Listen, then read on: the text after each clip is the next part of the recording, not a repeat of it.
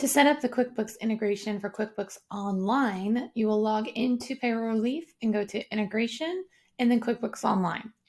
From there, click the Connect to QuickBooks button, and that will open up a pop-up window which will allow you to log into QuickBooks. And once you're logged in, the accounts will be linked. Once the accounts are linked, on this same menu, Integration, QuickBooks Online, instead of seeing the Connect to QuickBooks button, you will now have export fields with a from and a to date.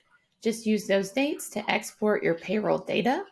Keep in mind you want to export all calendar dates. So for example, you would want to export 7/1 to 7/15, 7/16 to 7/31.